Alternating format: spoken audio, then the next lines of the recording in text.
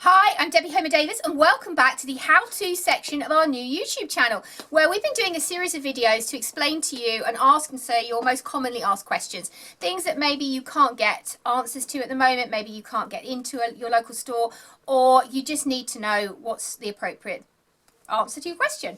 So we've been asked about car seats and about moving children up from different stages. So we did a video this morning on booster seats, and it became obvious from that video, and if you do click the subscribe button on this YouTube video, you can see the other videos we've done as well, that we really needed to talk about the middle stage car seat. We call these car seats stage 1, but they are actually second stage car seats because most people will have an infant car seat to start. So they'll be using an infant car seat until their baby is maybe 9 months, a year, and then they'll go into something like this, although you can use these type of seats from birth.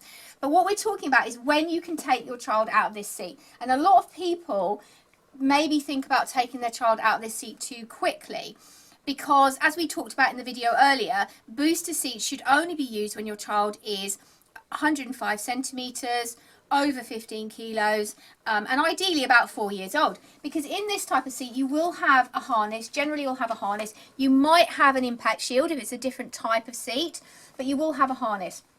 Now, things that you need to look out for that will tell you if your child is too big for the seat.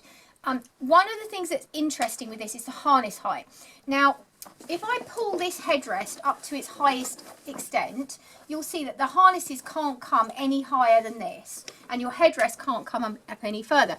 Now, your child's head, when in the infancy, we always say that your child's head can't come above this. In this, that your child's head can be above this. It's actually eye line level. However, the harnesses need to be able to fit your child. And if you have a child who's very long in the body, they may not measure 105 centimeters, and that's why you probably need the specialist help of an independent retailer. And if you have a local independent retailer, obviously if you're local to us, you're very welcome to come in and talk to us, and we'll find a solution for you.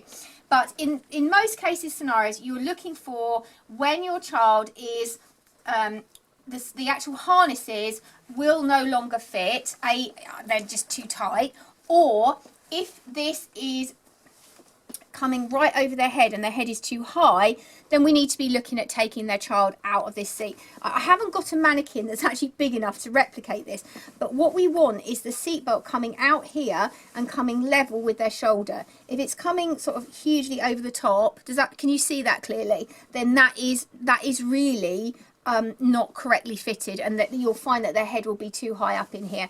If you're in any doubt, you can always send us private message photos, and we'll try and help you the best we can. So the other thing that we need to be looking for in this is weight. So this seat is suitable, and these type of seats generally, and it is a generalization because some seats are slightly different, but generally in this section, seats will go up to 18 kilos. If your child suddenly is a very big, heavy child and weighs over 18 kilos, they will need to come out of this seat. And obviously check with your manufacturer's instruction for the seat that you are testing. We're going to do another video later on extended rear facing seats that go up to 25 kilos. There are a group of seats that will do that, and they're different. But as a general rule, with this type of seat, if your child weighs over 18 kilos, they will have to go into a booster with a back. There are a few exceptions to that. So sometimes children don't fit into the exact boxes when they should move up, and this is when you need to contact your independent retailer who are best suited to be able to give you that specialist advice. If you have any questions and you want to private message us, you're very welcome to do that. You can also contact us via any of our social channels. If you're watching on YouTube, don't forget to subscribe to this video. I hope you found it helpful. Thanks for watching today.